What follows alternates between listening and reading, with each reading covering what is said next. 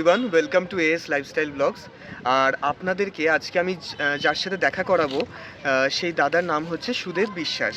এবার আমি তো আপনাদেরকে আগেই বলেছিলাম যে আমি আস্তে আস্তে এক একজন করে নানান ইম্পর্টেন্ট পার্সোনালিটি, মানে যারা কোনো না কোনো কাজের সঙ্গে যুক্ত, ধরুন পেন্টিং, যে কোনো ইনস্ট্রুমেন্টস বাজায় বা অ্যাক্টিং, আরও অনেক কিছু, সিঙ্গার হতে পারেন বা নানান কিছু, যে ফিল্ডের সাথেই যুক্ত তাদের সঙ্গে আমি একটু আলাপচারিতা করব, একটু ইন্টারভিউ নেব, তাদের সাক্ষাৎকার নেব।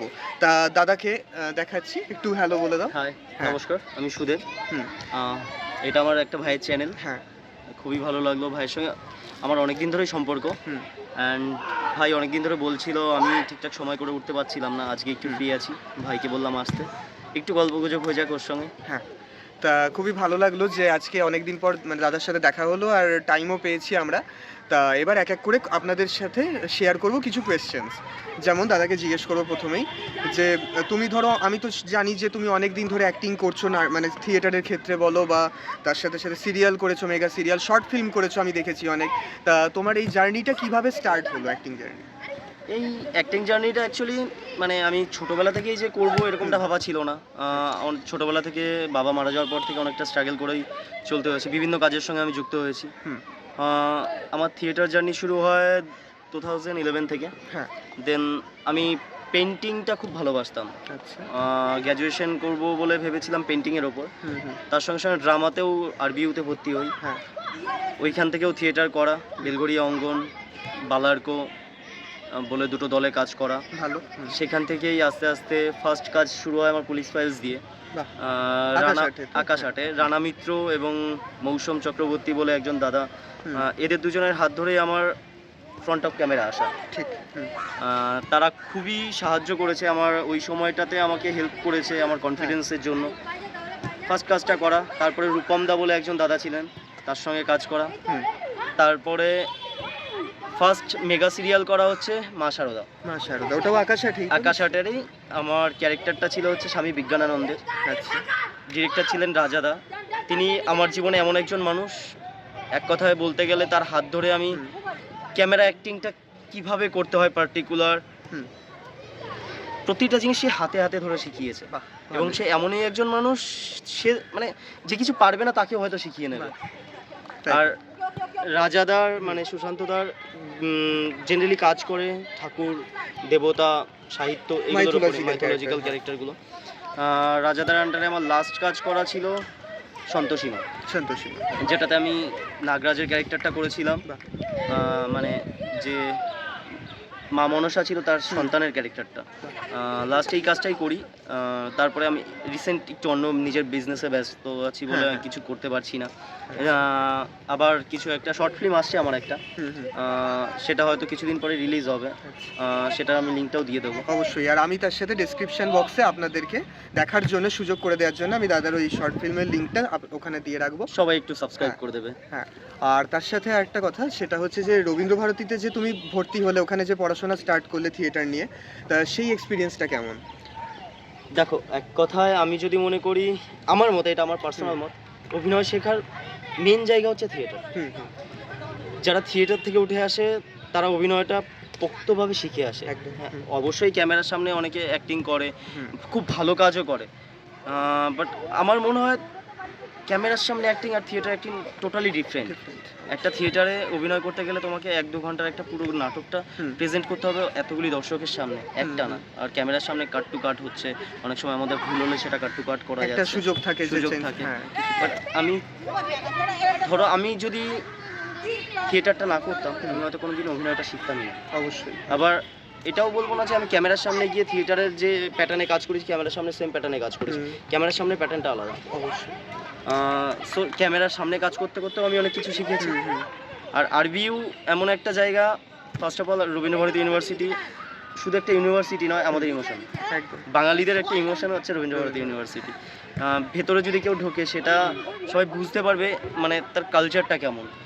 মানে ভেতরে ঢুকলে একটা মন জুড়িয়ে যাবে।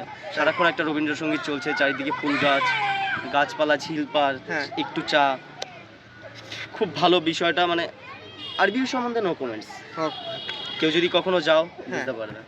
তা শুনে তো খুবই ভালো লাগলো। আমি একটা কোয়েশ্চেন হয়তো জিজ্ঞেস করতাম যে থিয়েটার অ্যাক্টিং আর সিরিয়াল বা সিনেমা মানে ক্যামেরা অ্যাক্টিং যেটা, তার মধ্যে কোনটা ভালো লাগে, কিন্তু তুমি তো অলরেডি উত্তরটা খুব ভালোভাবেই দিয়ে দিয়েছো, তা আমাদের আর কোনো কনফিউশন থাকার কথা আমার নয়। অবভিয়াসলি থিয়েটার অ্যাক্টিং ভালো হ্যাঁ। লাগে। অবশ্যই ওটা বেসিক, ওখান থেকেই আমরা যে কোনো একদম। দিকে যেতে পারি অবশ্যই।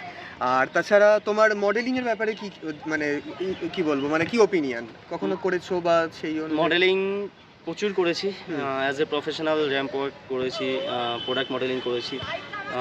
মডেলিংটা আমার একটা মনে হয় যে আমার যতদিন অবধি ফিটনেস আছে হুম। বা যতদিন অবধি আমার গ্ল্যামার আছে হুম। ততদিন অবধি মডেলিংটা খুব হাইপে থাকে। হ্যাঁ হ্যাঁ আর বাট ধীরে ধীরে তারপরে কাজ আস্তে আস্তে কমতে থাকে। ঠিক অবশ্যই।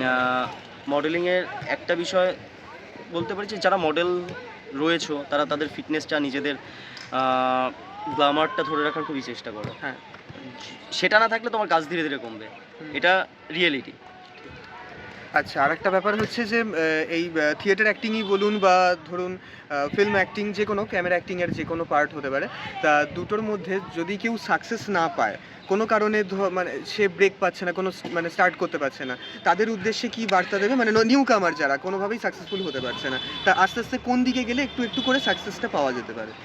ফার্স্ট অফ অল দেখো, যারা নিউ কামার রয়েছো সবার ফার্স্ট ডেডিকেশন লেভেলটা হাই রাখবে, মন ভাঙবে না। হ্যাঁ। সাকসেস কেউ একবারে পায় না। হ্যাঁ। হয়তো তোমার বাবা মা বা তোমার চেনা জানা খুব কাছের কেউ ইন্ডাস্ট্রিতে আছে, তাহলে হয়তো তুমি তার হাত ধরে প্রথম কিছু কাজ পেয়ে গেলে, বাট কাজটা তুমি জানো না, কাজটা না জেনে যদি যাও না, কাজ যে কারো হাত ধরে যাও তুমি বেশি দিন স্টে করতে পারবে না। একদম। তুমি ফার্স্টে কাজটা প্রপারভাবে শেখো, শেখার শেষ নেই। আমি নিজে এখনও প্রপারভাবে শিখি। আমি হয়তো এখন অভিনয়ের জাস্ট 2% জানি, তাও জানি কিনা সন্দেহ। অভিনয়টা আমরা রোজ যেটা করি না তার মধ্যেই অভিনয় লুকিয়ে থাকে। ধরো সাকসেস পাচ্ছ না, তুমি যাচ্ছ, বারবার রিজেকশন আসছে, শিওর হয়ে যাওয়া কাজগুলো হচ্ছে না। আমার সঙ্গে প্রচুর হয়েছে, প্রচুর কাজ। আমি লুক টেস্ট হয়েছে, আমার কল টাইম দিয়েছে, বাট তার আগের দিন রাতের বেলা ক্যান্সেল হয়ে গেছে। সো এইগুলোতে আমিও প্রচুরবার ভেঙে পড়েছি, বলবো না, কষ্টটা তো হয়ই, অ্যাট লাস্ট আমরা তো দিনের শেষে মানুষই। সেই জন্য মন ভাঙবে না। যদি তুমি নিজেকে তৈরি করতে পারো না, তাহলে তোমাকে কেউ আটকে রাখতে পারবে না, কিছু না কিছু করে তুমি এগিয়ে যাবেন। সিম্পল একটা আমার খুব ফেভারিট একটা পার্সন আমি উদাহরণ দিচ্ছি, অনির্বাণ দা, আমাদের অনির্বাণ ভট্টাচার্য। তিনি প্রচুর দিন ছিল, মানে সে যতটা ক্রিয়েটিভ মানুষ, তার যখন চান্স পাওয়ার কথা ছিল সে তখন পায়নি। হ্যাঁ। আর যখন সে পেয়েছে তাকে কেউ আটকে রাখতে পারছে না। একদম ঠিক। আজকে সেই জন্য নিজেকে যদি তৈরি করতে পারো তাহলে তোমাকে কেউ আটকে রাখতে পারবে না। আজকে না পাও 10 বছর পরে পাবে, বাট যখন পাবে তখন তুমি আনস্টপেবল হবে। কথাগুলো শুনে খুবই ভালো লাগলো, খুবই মোটিভেটিং কথাবার্তা সত্যি, মানে আমাদেরকে, মানে যারা নাকি এই অ্যাক্টিং ফিল্ডে এগোতে চান তাদের জন্য খুবই ইন্সপায়ারিং কথা। যদি সত্যি এগুলোকে পালন করা হয়, মানে মন দিয়ে ধ্যান দিয়ে একদম যদি কনসেন্ট্রেট করে কাজগুলো করা হয়, তাহলে অবশ্যই যে কেউ সাকসেস পাবে। আর তার সাথে তোমাকে আর একটা কথা জিজ্ঞেস করবো, এটা বলে এন্ড করছি, সেটা হচ্ছে যে তুমি তো একটা না অনেক দিন ধরে কাজ করছিলে এই রিলেটেড, এবার নেক্সট ফিউচারের ব্যাপারে কি ভেবে রেখেছো, যে আবার মানে যে কোনো মানে ক্যামেরা অ্যাক্টিংই বলো বা থিয়েটার অ্যাক্টিংই বলো, কি করতে চাও নেক্সট? দেখো ভাই, ক্যামেরা অ্যাক্টিংয়ে তো আমি ব্যাক করবই এবং থিয়েটারেও ব্যাক করবো। সবারই কিছু না কিছু প্রবলেম থাকে পার্সোনাল লাইফে। হ্যাঁ হ্যাঁ। আমার এই সময়টা একটু পার্সোনাল প্রবলেম চলছে, যার জন্য আমি ওই দিকটাতে কনসেন্ট্রেট করতে পারছি না। আর মন দিয়ে কোনো কাজ না করলে সেই কাজটাতে আমার মনে হয় না সেই সময়টা কাজটা করা উচিত। ঠিক ঠিক। আমি হয়তো আর 1-2 বছরের মধ্যে হয়তো আবার পুরোনোভাবে ব্যাক করব, চেষ্টা করব। আমি ব্যাক করতে পারবো, গেলেই সাকসেসফুল হব সেটা নয়, আমাকেও আবার স্ট্রাগল করতে হবে, আবার যেতে হবে ডিরেক্টরদের দরজায় দরজায়, প্রডিউসারদের দরজায় দরজায়, তাদের সঙ্গে কন্ট্যাক্ট করতে হবে। বাট আমি এখনও কন্ট্যাক্ট করি, তাদের সঙ্গে কন্ট্যাক্টটা রাখি, এখনও আমার কাছে কাজ আসে, বাট আমি করতে পারছি না। That's my personal problem.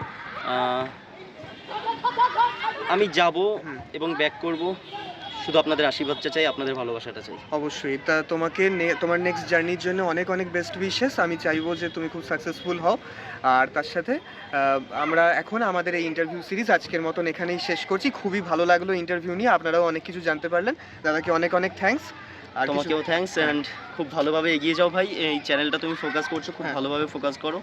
Thank you so much. আমাকেও একটু লিঙ্কটা শেয়ার করে দেবে, আমিও শেয়ার করে দেবো, তোমার সাবস্ক্রাইবারও বাড়বে। অ্যান্ড সাবস্ক্রাইব করে দিও ভাই চ্যানেলটা, অনেক কিছু শিখতে পারবে। ভবিষ্যতে আরও অনেকের ইন্টারভিউ আসছে, তাদেরও অনেক অভিজ্ঞতা তোমরা জানতে পারবে, যার থেকে কিছু শিখতে পারবে। সো থাকো ভাইয়ের সঙ্গে, দেখো এবং সাবস্ক্রাইব করো। ওকে, হ্যাঁ, stay tune. Thank you so much.